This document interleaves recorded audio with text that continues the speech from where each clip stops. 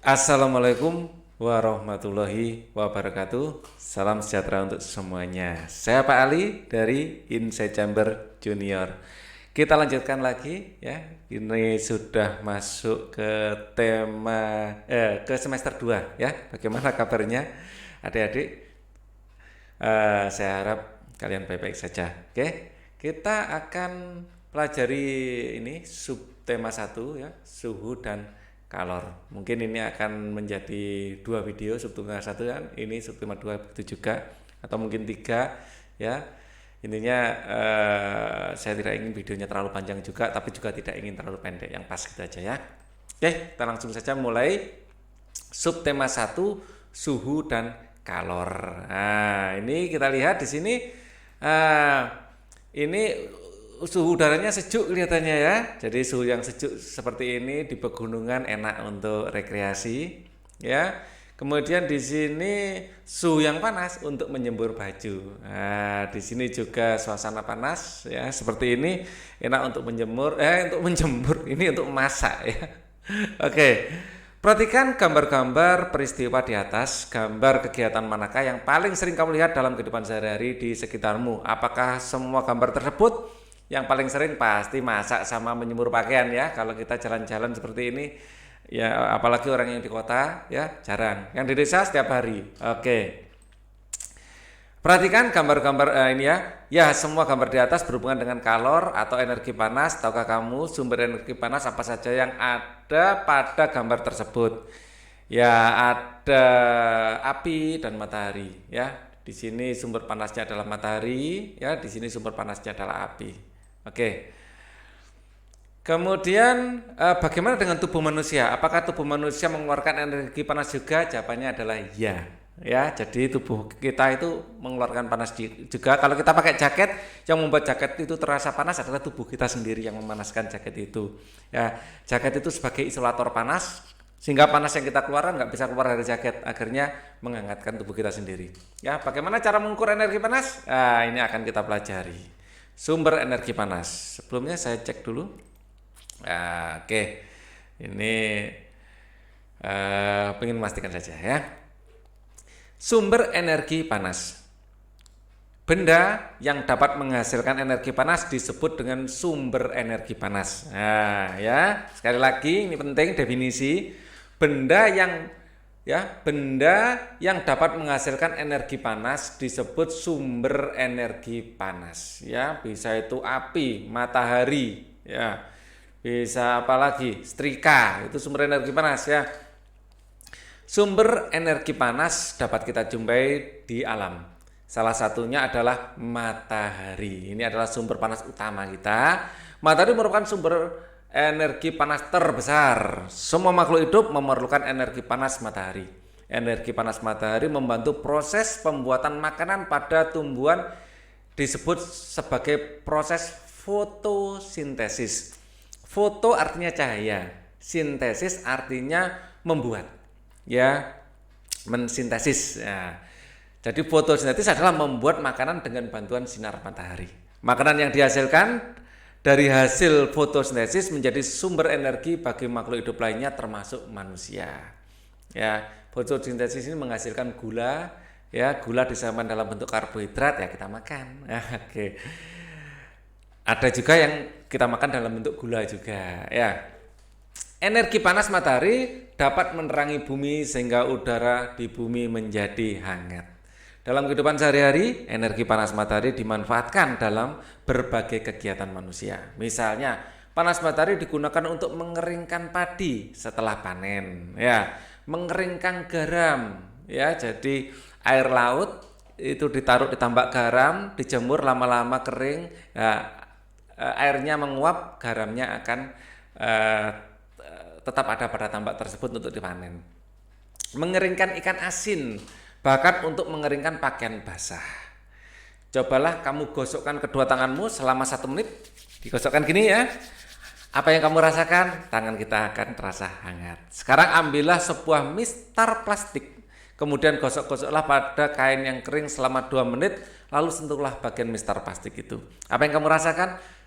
Kamu juga akan merasakan hangat ya di mistar plastik itu. Setelah kamu melakukan dua kegiatan tersebut, apakah kamu merasakan panas? Iya, ya. Energi panas dapat dihasilkan ketika terjadi gesekan antara dua benda.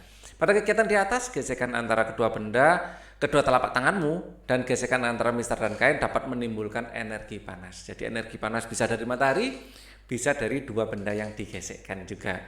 Selain matahari dan dua gesekan antara dua benda, energi panas juga dapat diperoleh dari api. Ya. Nah, pada zaman dahulu, negara api menyerang, ya itu adalah Avatar ya. Pak Ali bercanda.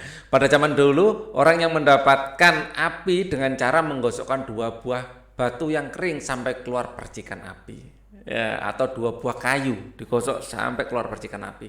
Selain itu, nenek moyang kita dulu menggunakan kayu ya, kering lalu digosok-gosok dengan tanah yang kering sampai keluar api. Ternyata gesekan dua benda antara dua benda kering dan gesekan antara dua kayu kering dapat menghasilkan energi panas berupa api.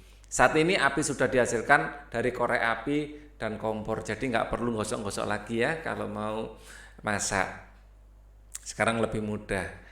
Oke, cermati kembali bacaan di atas. Bacaan di atas merupakan salah satu contoh teks penjelasan tentang sesuatu yang terjadi di sekitar kita dalam kehidupan sehari-hari. Banyak dalam kehidupan sehari-hari ya, banyak dijumpai teks penjelasan berupa informasi pada berbagai media, baik media cetak maupun media elektronik. Salah satu bentuk media cetak adalah buku. Buku adalah media cetak. Majalah, koran itu media cetak ya. Majalah dan koran, informasi apa saja yang dapat kamu dapatkan dari dalam buku ini. Ya. Apa yang dimaksud dengan sumber energi panas? Sumber energi panas adalah benda yang bisa menghasilkan panas. Benda yang bisa menghasilkan panas. Ini adalah sumber energi panas. Sebutkan paling sedikit dua sumber energi panas yang kamu ketahui. Ya, bisa kompor, bisa setrika, ini yang buatan ya, bisa matahari yang alami, matahari, api, ya, macam-macam ya.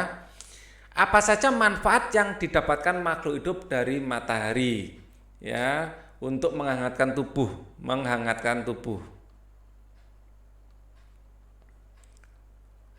Terutama adalah hewan-hewan berdarah dingin seperti ular, seperti buaya, tidak bisa menghangatkan tubuhnya sendiri ya, butuh sinar matahari untuk menghangatkan tubuh. Kalau manusia bisa menghangatkan tubuhnya sendiri, itu pun masih membutuhkan sinar matahari untuk membentuk vitamin D. Terus menjemur.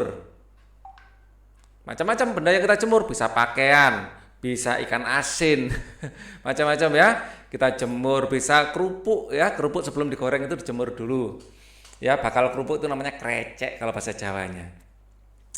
Tunjukkanlah cara-cara sederhana untuk membuktikan adanya energi panas di sekitarmu. Ya, untuk membuktikan adanya energi panas di sekitar kita, cara sederhananya adalah dengan termometer. Pertama dengan disentuh. Ya, untuk membuktikan adanya energi panas dengan ya disentuh. Ya, tapi tidak semua benda boleh kita sentuh ya. Api nggak boleh kita sentuh.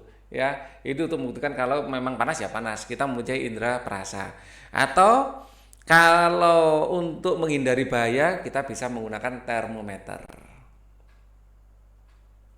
Ya, ini adalah alat untuk mengukur panas. Bagaimana cara nenek moyang kita untuk mendapatkan api? Dengan menggosok dua batu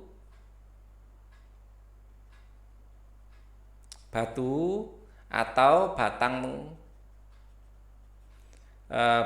tanaman ya, batang kering dengan kayu atau batu. Ya, digosok-gosokkan seperti ini ya. Nah, lama-lama akan keluar apinya. Api yang kecil itu lalu dibesarkan dengan daun-daun kering yang serpian-serpiannya kecil dulu ya. Nggak bisa langsung kayu besar. Mengapa api sangat penting dalam kehidupan manusia? Yang satu, manfaatnya adalah untuk penerangan.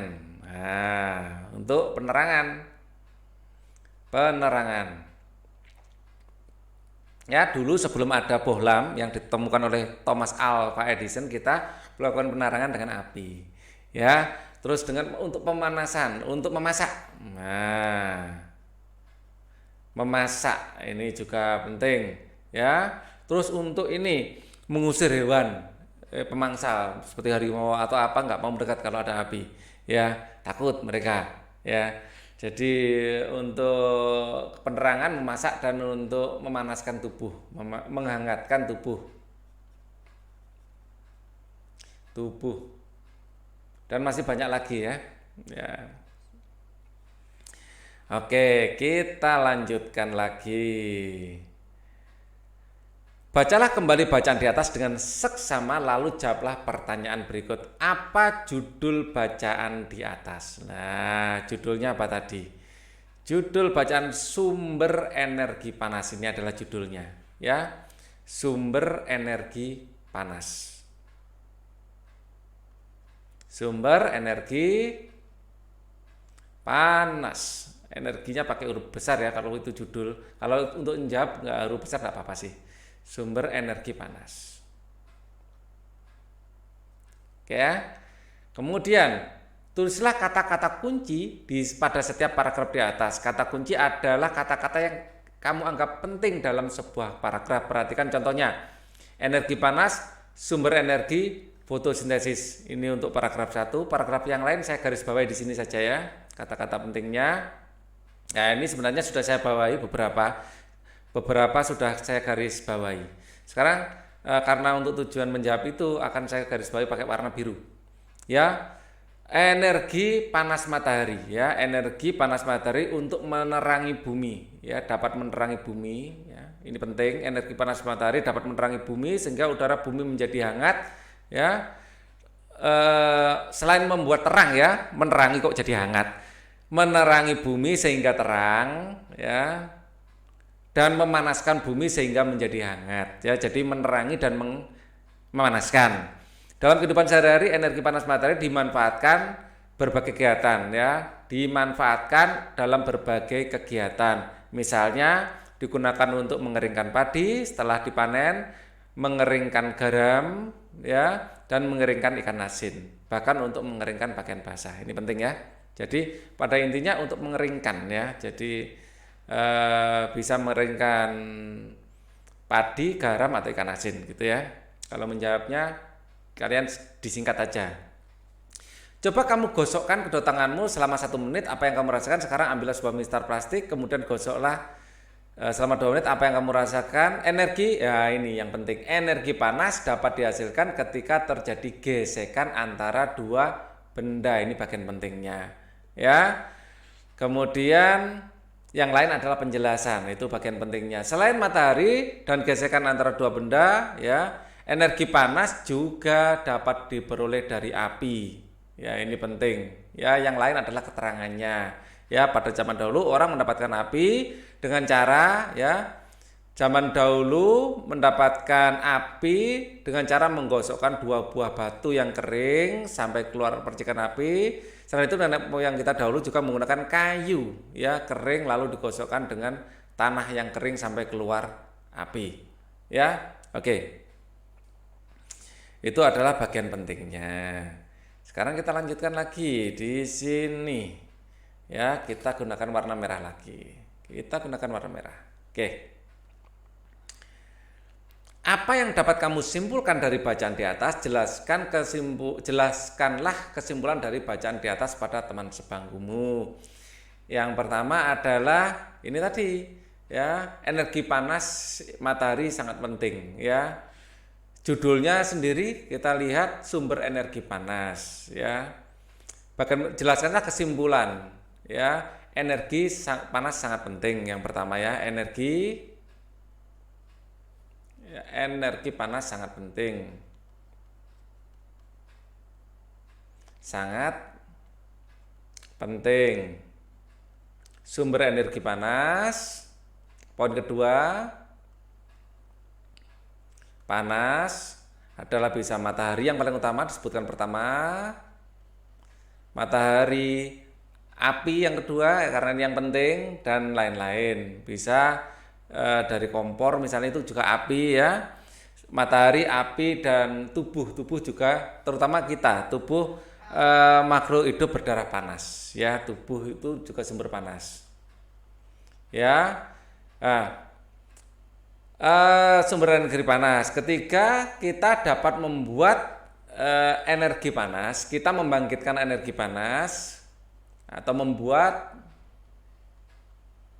energi panas dengan menggosokkan dua benda ya. Akhirnya dengan menggosokkan benda akan keluarlah api ya. Selain dengan menggosokkan kedua benda, apalagi dengan membakar ya, intinya ya api ya, menggosokkan yang pertama.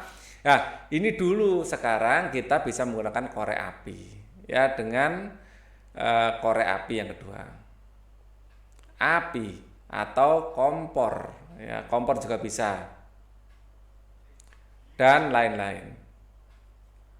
Oke, Din, saya pernah melihat gambar di buku tentang bagaimana orang dahulu menggunakan dua buah batu untuk menghasilkan api. Kelihatannya sulit sekali untuk mendapatkan api ya. Nah, saya juga pernah melihatnya Siti, tetapi aku melihatnya di sebuah majalah anak-anak. Beruntung kita dapat membaca ya Siti, ada banyak media cetak yang berisi informasi penting yang dapat menambah pengetahuan kita.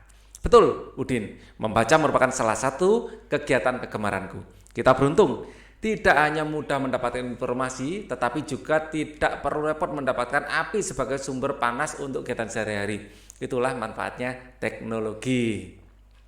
Ya, ayo mengamati. Sumber energi panas ya ada di mana-mana.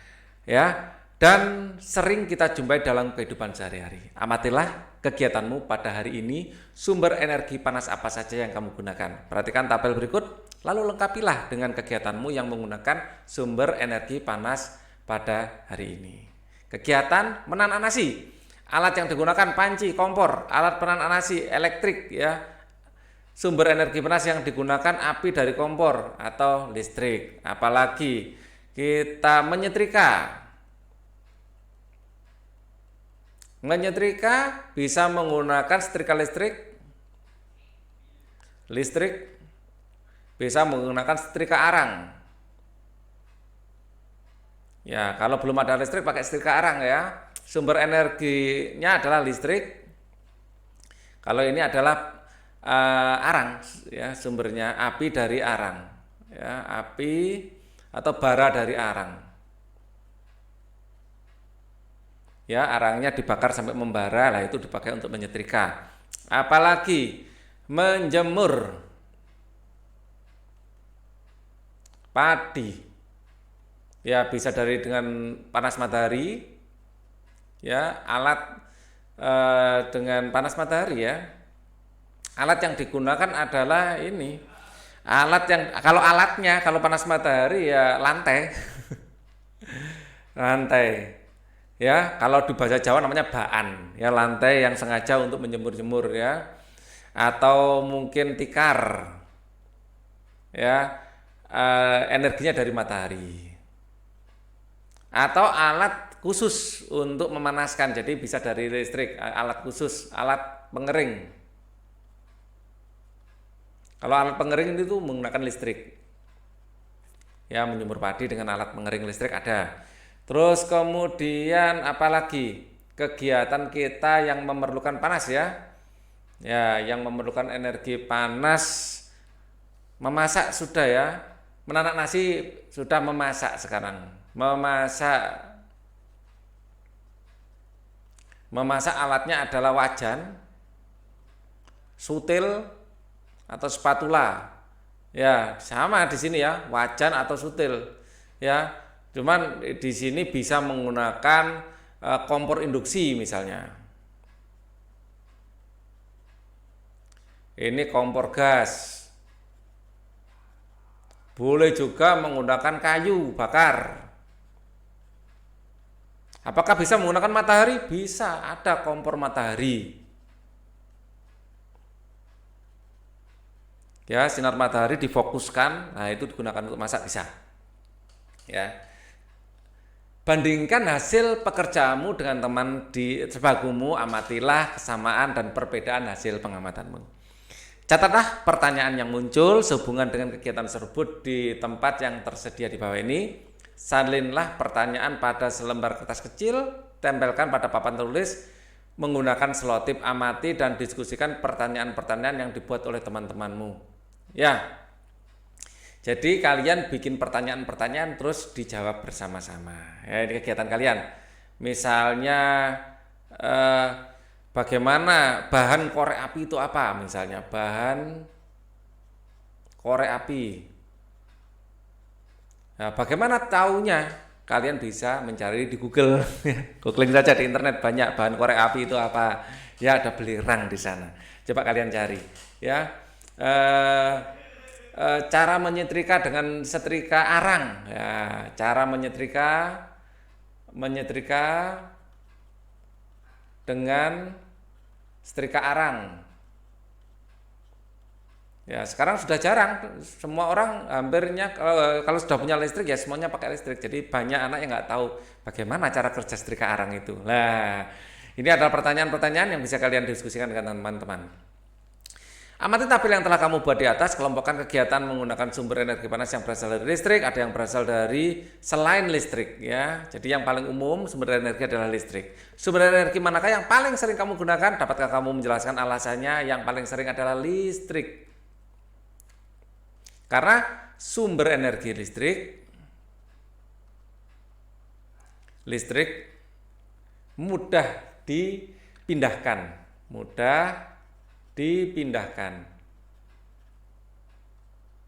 Ya, jadi mudah dipindahkan. Jadi pembangkit listriknya ada di Python sana. Kita makainya di sini mudah. Bayangkan kita semuanya orang se-Jawa, sepulau ini menggunakan kayu bakar ya, bisa-bisa habis. Ya, mudah dipindahkan, efektif, efisien.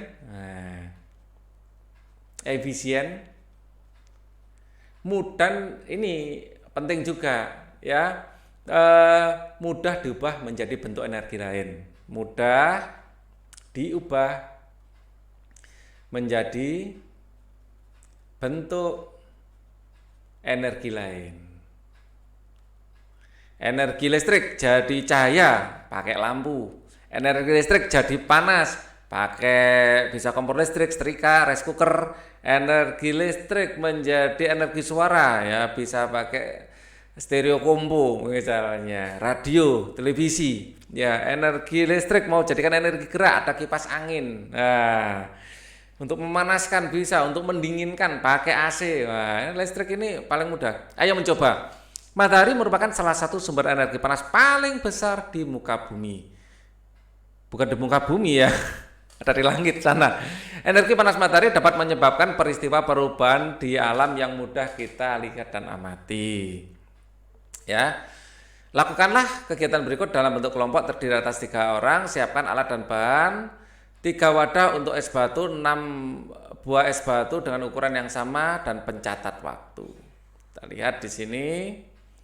Nah, langkah-langkah letakkan 2 buah es batu pada masing-masing wadah yang telah disiapkan. Wadah sebaiknya berukuran dan mempunyai warna dan bentuk yang sama. Ya. 1 wadah diletakkan di luar kelas di bawah sinar matahari, wadah kedua diletakkan di atas meja di dalam kelas. Wadah ketiga diletakkan dalam lemari atau tempat yang terlindung dari sinar matahari. Ya, setiap anggota kelompok mengamati dan mengukur, mencatat waktu yang diperlukan es batu masing-masing wadah sampai benar-benar mencair. Mana yang lebih cepat? Tentu saja yang di bawah sinar matahari akan lebih cepat mencair. Kemudian yang di sini ini yang lebih lama mencairnya karena terlindungi. Bagaimana ukuran es batu pada ketika wadah tersebut? Ya, ukuran yang paling cepat mencair adalah yang nomor 1. Kemudian nomor 2 dilanjutkan nomor 3. Ya, nomor 1 ya yang saya kasih nomor 1 ini yang paling cepat mencair. Kemudian diikuti nomor 2 dan nomor 3. Ya, nomor 1 di bawah matahari langsung, nomor 2 di atas meja tadi ya. Oke, manakah es batu yang akan mencari lebih dahulu? Tentu saja nomor satu. Nomor satu. Kalian bisa kalikan nomor A, B, C juga boleh ya. Kalau saya di sini nomor satu ya, saya jawab nomor satu. Ya, yang di bawah sinar matahari. Terus kalimatnya ya, di bawah sinar matahari gitu. Nah, mengapa? Jelaskan alasanmu di tempat yang tersedia di bawah ini. Karena es batu mendapat menyerap ya, atau mendapat energi panas matahari untuk mencair. Karena untuk mencair butuh energi panas. Ya, energi panas langsung dapatkan dari matahari, makanya dia cepat. Dapatkah kamu menarik kesimpulan dari kegiatan di atas? Diskusikan kesimpulanmu dengan temanmu. Untuk mencair, es membutuhkan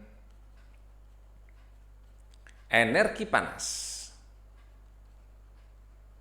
Ya, dan energi panas didapat dari lingkungan, termasuk matahari tadi ya. Dan energi panas ya dari lingkungan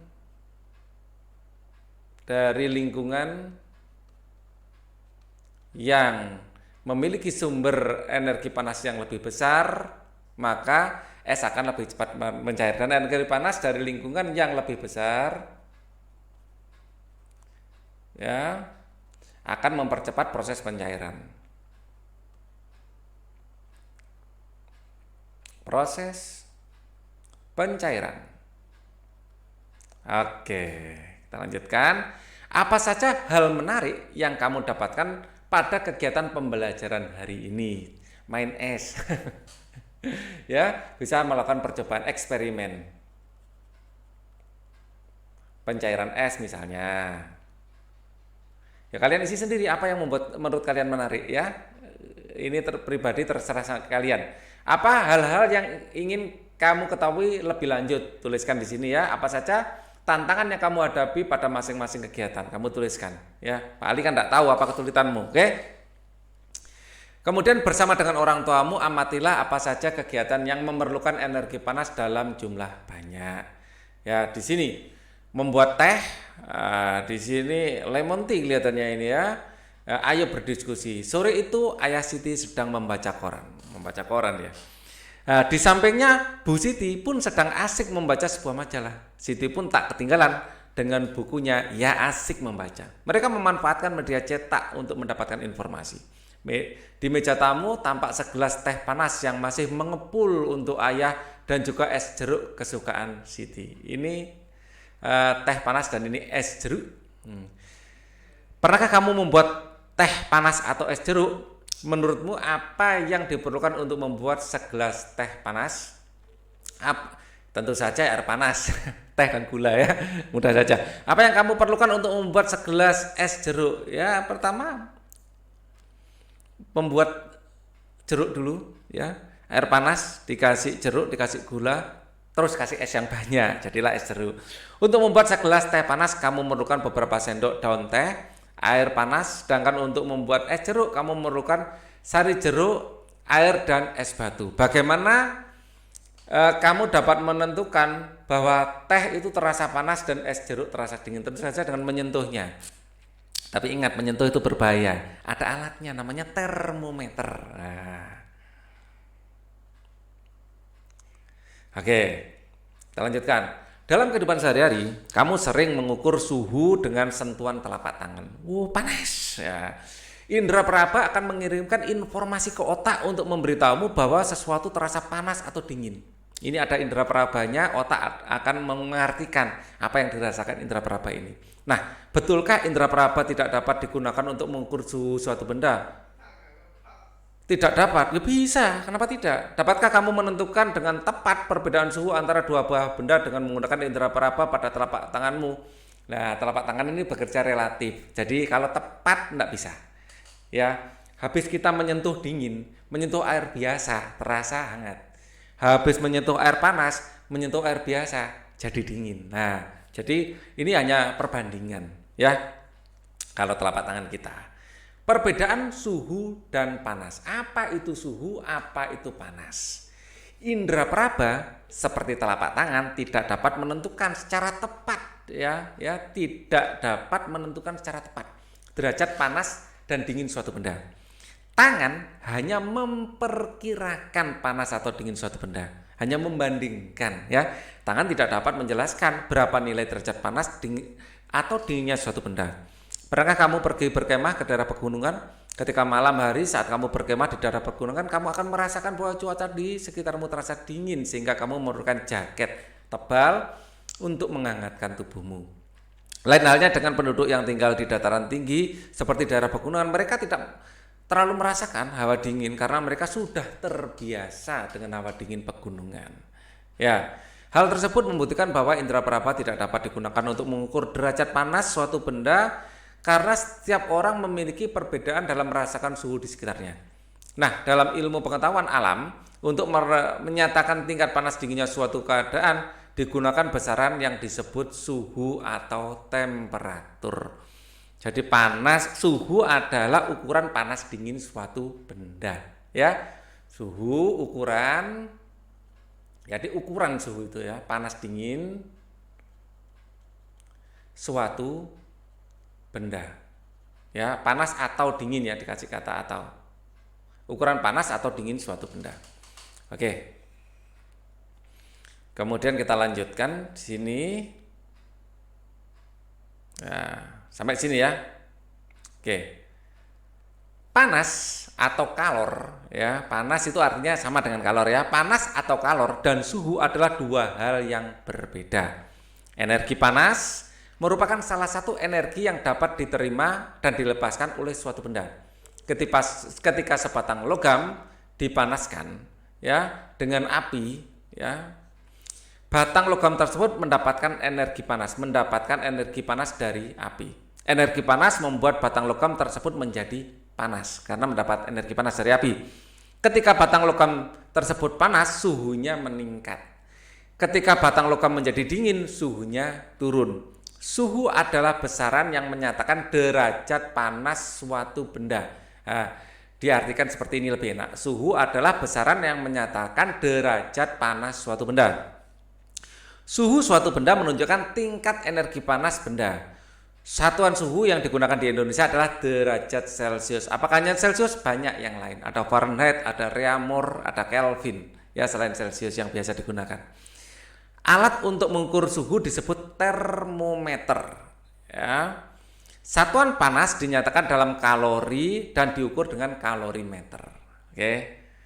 Selain dalam kalori, panas juga dihitung dalam joule. Energi panas itu joule. Ya. Apa judul bacaan di atas? Judulnya adalah perbedaan suhu dan panas. Perbedaan suhu dan panas. Tuliskanlah kata-kata kunci setiap paragraf di atas. Nah, kata kuncinya ya, setiap paragraf di atas saya kasih warna biru. Indra peraba seperti telapak tangan ya, indra peraba tidak dapat ya menentukan panas secara tepat. Ya, tidak dapat menentukan panas secara tepat. Ya. Tangan hanya dapat memberikan panas dingin, tangan tidak dapat menjelaskan ya. Ini tangan tidak dapat menjelaskan berapa nilai derajat panas atau dingin suatu benda. Nah, ini juga penting. Kemudian ini yang lain keterangan. Hal tersebut membuktikan bahwa indra peraba tidak dapat digunakan ya. Indra peraba tidak dapat digunakan untuk mengukur derajat panas suatu benda karena setiap orang memiliki perbedaan dalam merasakan suhu di sekitarnya. Nah, ini penting sampai sini. Nah, dalam ilmu pengetahuan untuk menyatakan tingkat panas ini penting. Untuk menyatakan tingkat panas dan dinginnya suatu benda digunakan besaran yang disebut suhu atau temperatur. Nah, ya, untuk menyatakan tingkat panas digunakan istilah suhu atau temperatur. Panas atau kalor ya, ini panas dan kalor suhu adalah dua hal yang berbeda. Energi panas merupakan salah satu energi yang dapat diterima dan dilepaskan oleh benda. Ya, ini penting. Energi panas merupakan salah satu energi yang dapat diterima dan dilepaskan oleh suatu benda. Ketika sebatang logam dipanaskan, ini keterangan, ya. Ketika batang logam suhu, ini penting lagi. Suhu adalah besaran yang menyatakan derajat panas dingin suatu benda. Ini penting. Suatu benda menunjukkan tingkat energi panas benda tersebut. Nah, ini. Suhu suatu benda menunjukkan tingkat energi panas benda tersebut. Ini penting juga. Satuan suhu yang digunakan di Indonesia adalah derajat Celcius. Ini penting, ya. Dan ini alat untuk mengukur suhu adalah termometer, penting juga. Satuan panas dinyatakan dalam kalori atau joule dan diukur dengan kalorimeter, penting juga. Ini penting, banyak yang penting di bagian bawah ini, ya. Oke.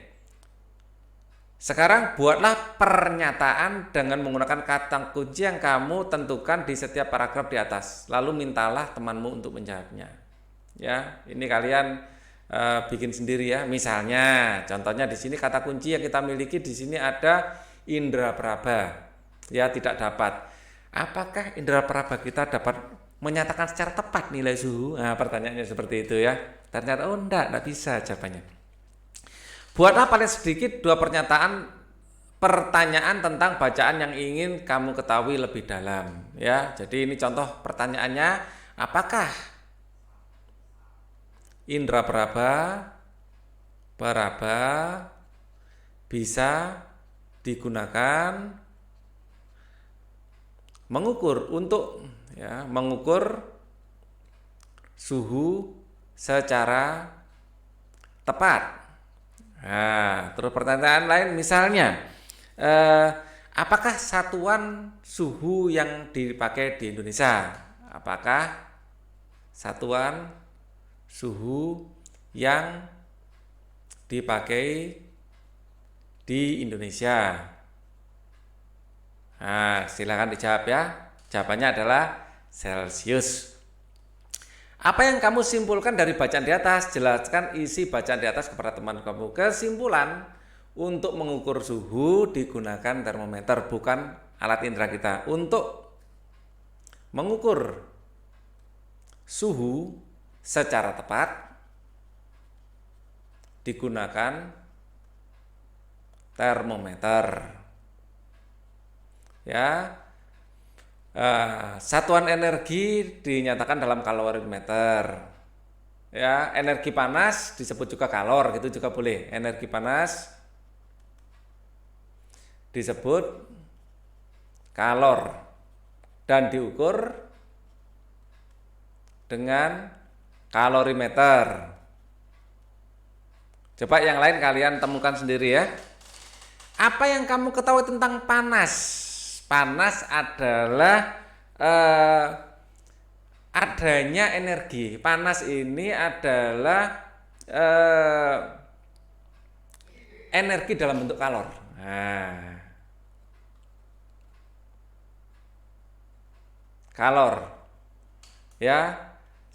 Dinyatakan dalam derajat panas, ya. Panas adalah energi dalam bentuk kalor, ya.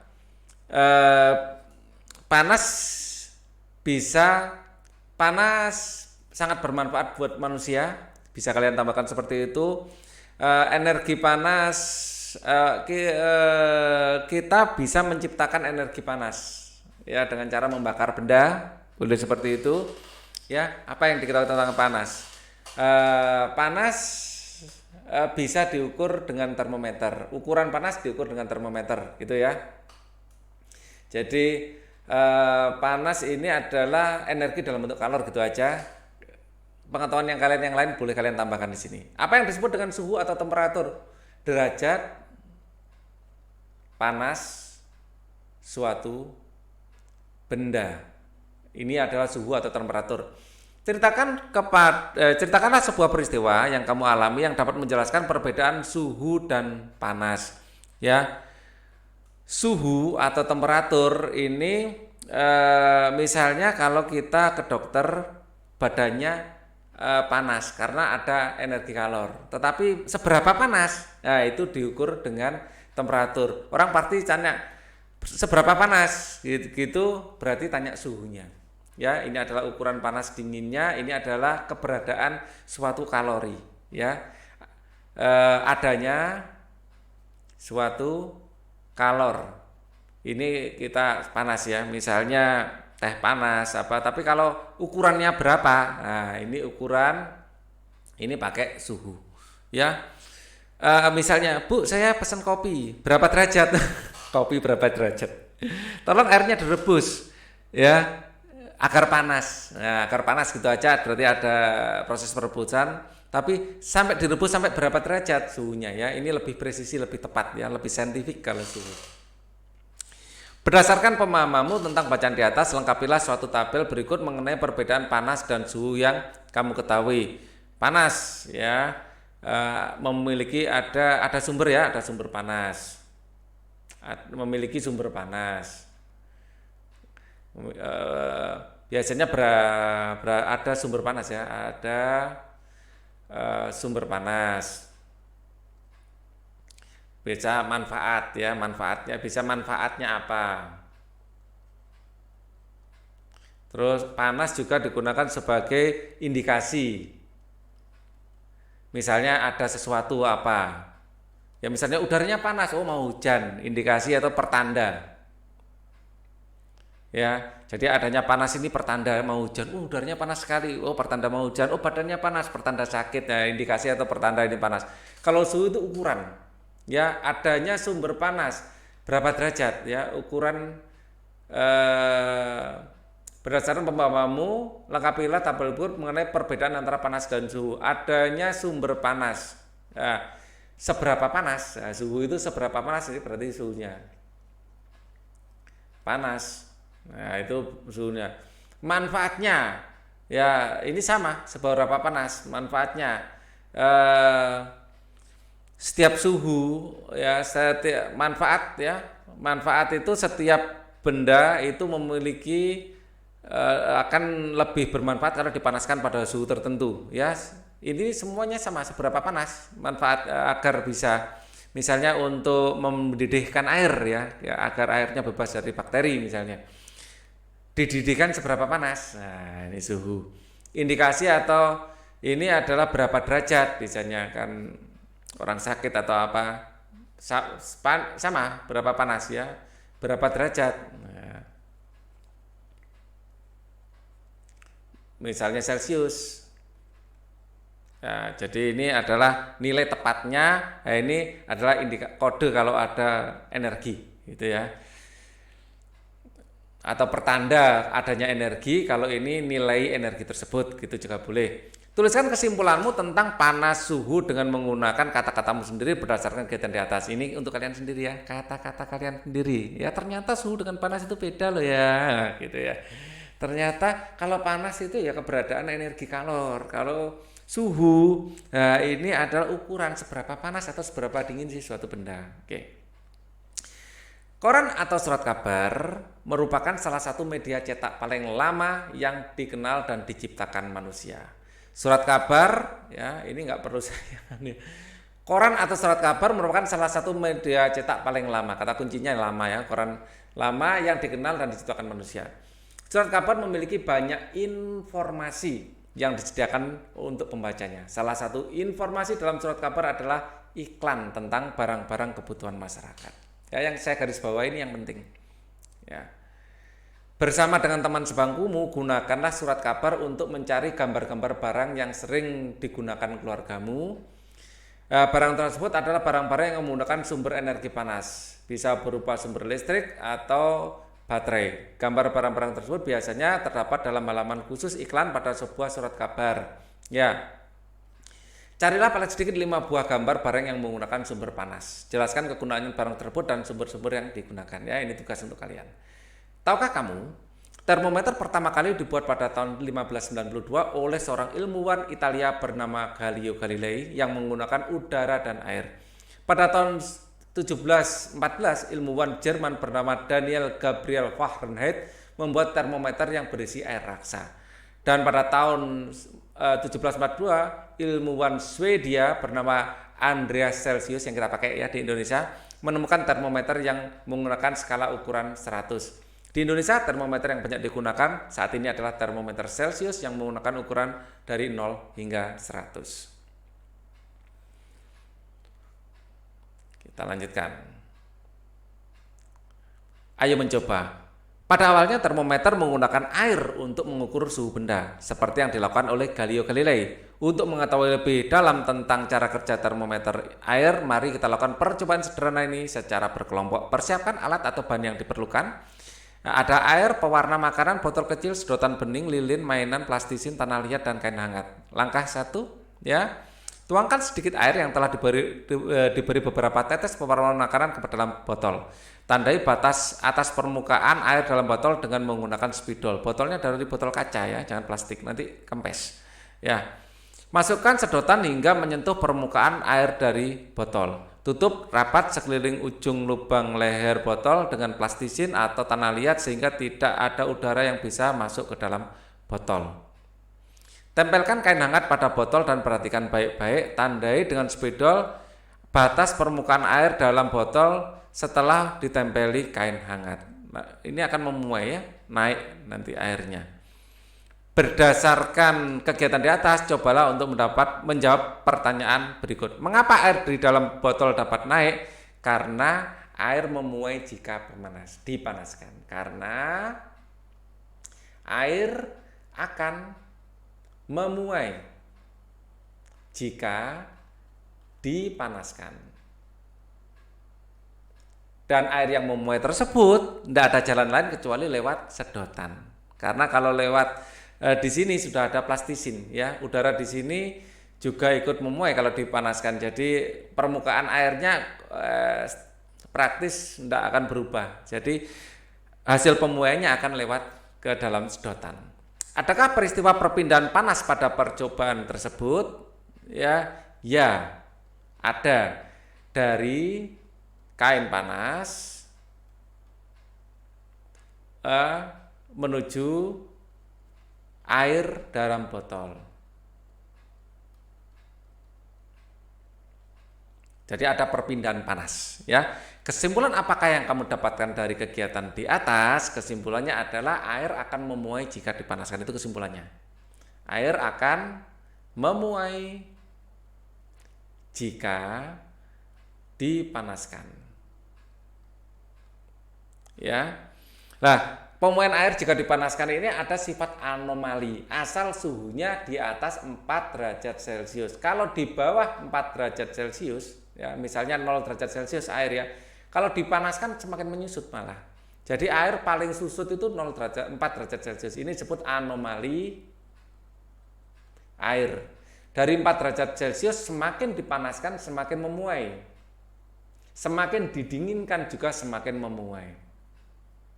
Ini disebut sifat anomali air, ketidaknormalan air. Wah, ternyata prinsip kerja termometer cukup sederhana ya. Air dalam botol memuai setelah menerima energi panas. Ya, salah satu contoh penggunaan energi panas dalam kehidupan sehari-hari di Bali ya, para pembuat gamelan menggunakan energi panas untuk membuat bilah-bilah logam yang digunakan dalam alat musik gamelan Bali. Wah, menarik sekali. Bisakah kamu menceritakan lebih banyak, Dayu? Tahukah kamu tentang gamelan? Gamelan adalah sekelompok alat musik tradisional. Setiap alat musik yang ada pada gamelan menghasilkan bunyi yang berbeda. Beberapa alat musik seperti gong, bonang terbuat dari logam, ya, biasanya pakai kuningan. Dalam pembuatannya gong dan bonang harus dibentuk dengan cara dipanaskan, ya. Setelah dipanaskan ditempa. Gamelan digunakan untuk mengiringi beberapa lagu daerah yang dimainkan dalam tangga nada sederhana. Tahukah kamu apa yang dimaksud dengan tangga nada? Ya. Nah, tangga nada. Tangga nada adalah urutan nada yang disusun secara berurutan. Misalnya do, re, mi, fa, sol, la, si, do. Nah, itu tangga nada. Ada banyak jenis tangga nada, di antaranya adalah tangga nada diatonis dan pentatonis. Tangga nada diatonis adalah tangga nada yang mempunyai dua jarak nada, yaitu 1,5. Itu 2. Beberapa alat musik seperti piano, organ memiliki sistem tangga nada diatonis.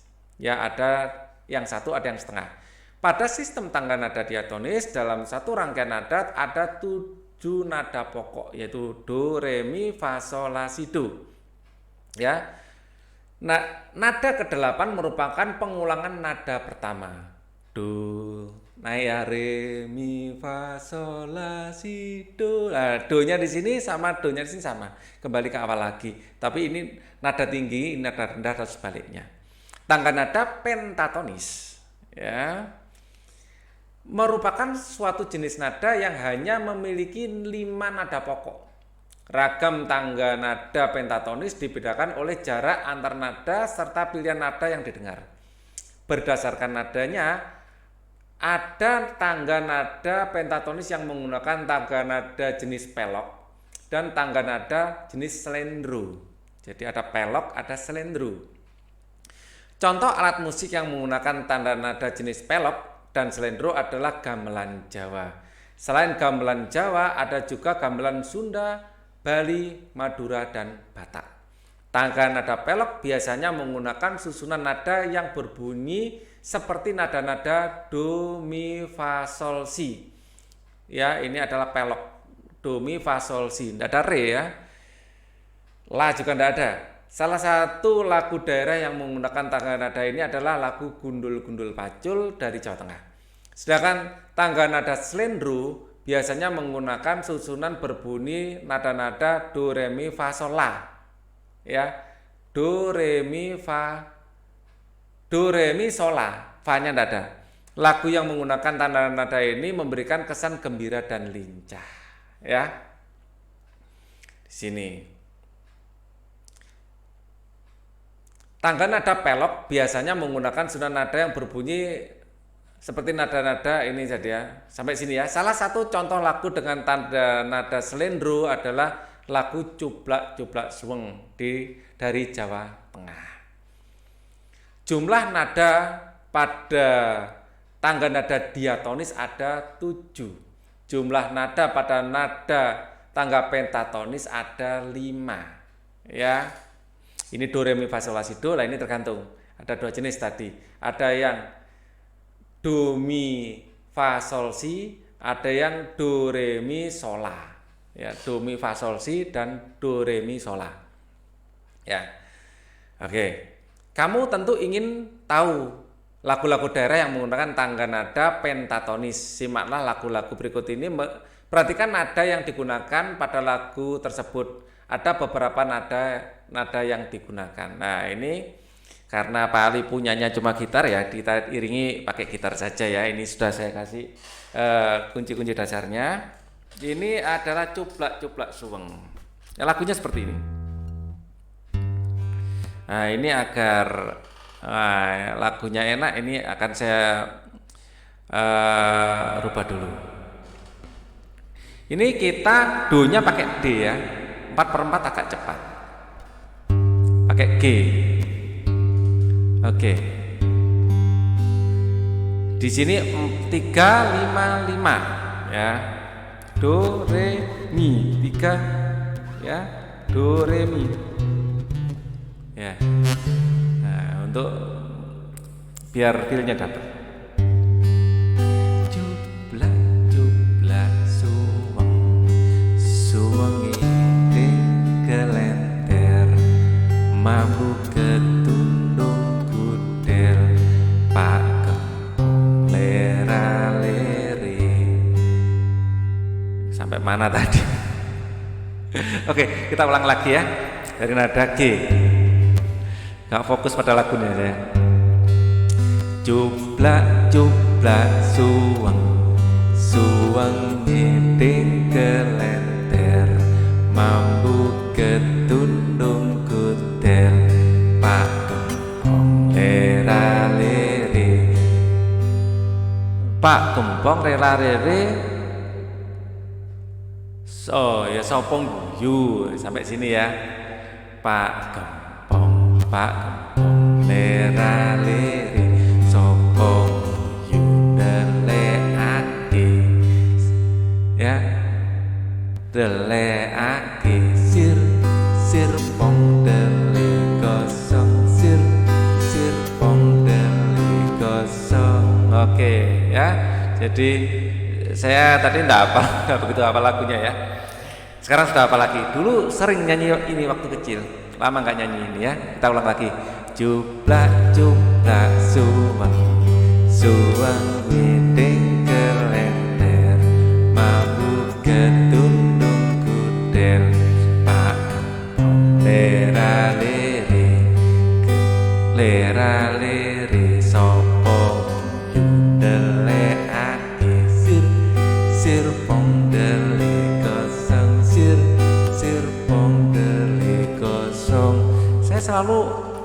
lupa waktu sopong guyu. Saya tak kasih tanda saja ya.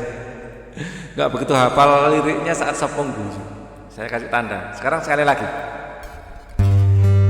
Cuplak cuplak suwang suwang ngiding kelenter mambu ketundung kudel pakong lera lere sopo dele ati sir sir pong dele kosong sir pong dele kosong. Akhirnya sukses ya, nyanyi sampai selesai. Oke, ini adalah lagu Cuplak-Cuplak Sung.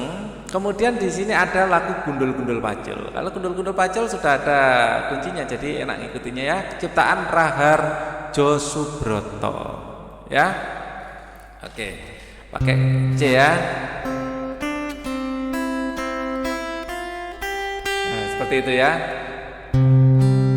Gundul-gundul pacul cul kemelengan nyunggi-nyunggi wakul-kul kemelengan wakul limpang segane dadi saratan wakul limpang segane dadi saratan. Sekali lagi ya. Gundul-gundul pacul-cul kemelengan nyunggi-nyunggi wakul-kul kemelengan wakul limpang segane dadi saratan wakul limpang segane dadi saratan. Oke. Itu adalah lagu Gundul-Gundul Pacul ya. Nyanyikanlah kedua lagu tersebut dengan memperhatikan tangga nadanya. Nyanyikan secara berulang-ulang hingga kamu dapat menyanyikannya sendiri. Perhatikan syair lagu tersebut dengan seksama. Tahukah kamu bahwa tidak semua lagu daerah memiliki arti khusus. Terkadang syair lagu ditulis mementingkan keindahan rima bukan makna atau syair. Ya.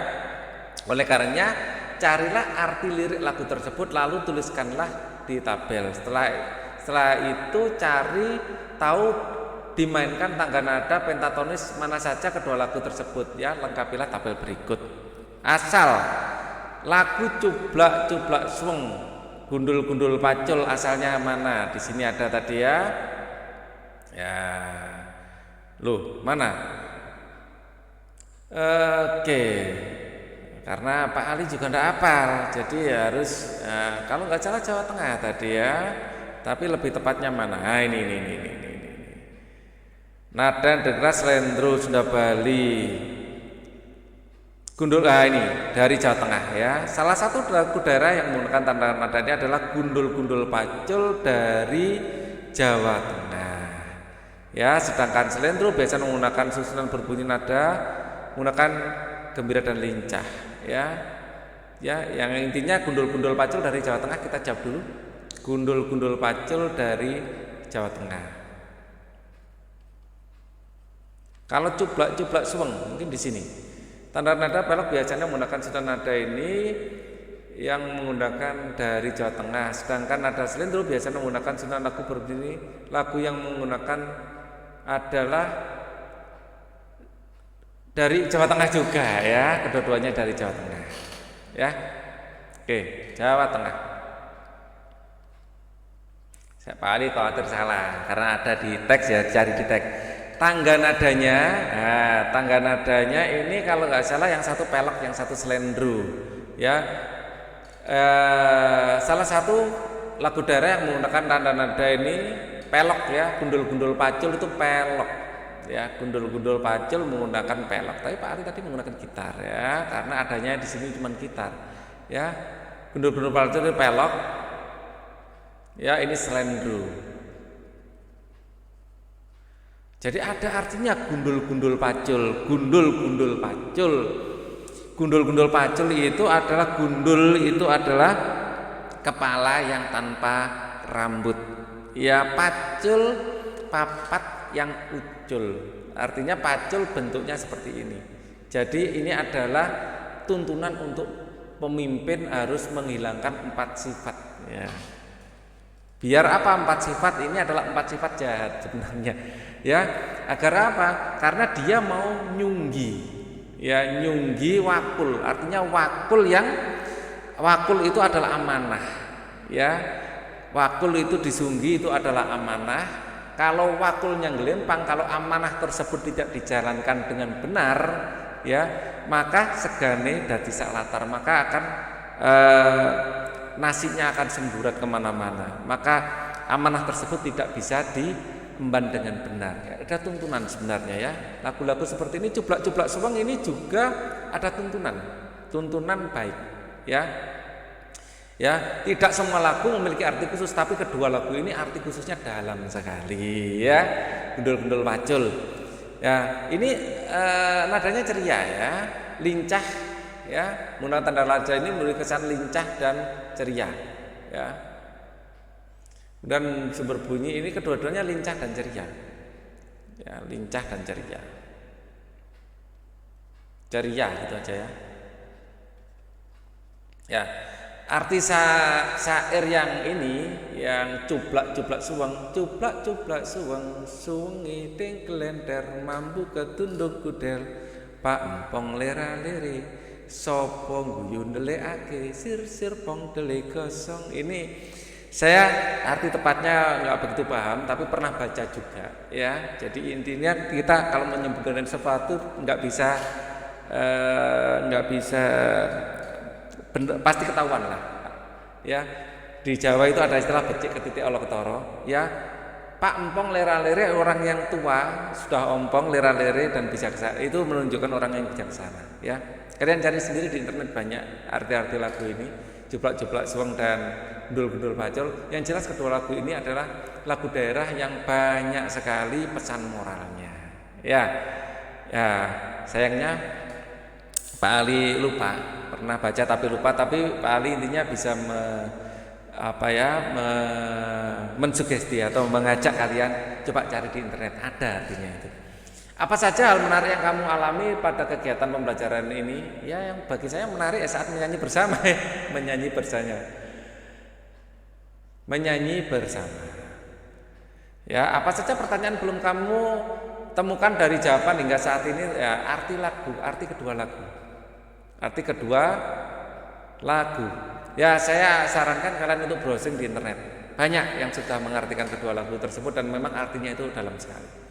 Ya, bagaimana perasaanmu untuk menemukan jawaban terhadap pertanyaanmu? Bagaimana rencanamu untuk menemukan jawaban terhadap pertanyaanmu? Sekarang mudah ya, pakai internet. Bisa tanya guru, bisa tanya orang tua. Ya, kemudian bagaimana perasaanmu sepanjang mengikuti kegiatan pembelajaran hari ini? Bagaimana? Apakah senang? Ya, saya harap kalian senang lah ya hari ini belajar sama Pak Ali. Bekerja samalah dengan orang tua. Di beberapa daerah di Indonesia atau negara lain terdapat pula lagu-lagu dengan tangga nada pentatonis. Bersama dengan orang tuamu carilah lagu daerah. Asal kedua orang tuamu, mintalah orang tuamu untuk menyanyikan bersama, carilah makna syair lagu dan tangga nada yang digunakan pada lagu tersebut. Nah, dengan begitu ya, karena pelajaran hari ini cukup, kita berakhir dulu. Kita akan ketemu di video berikutnya. Kita akan belajar bersama lagi. Terima kasih. Thank you for watching. Wassalamualaikum warahmatullahi wabarakatuh.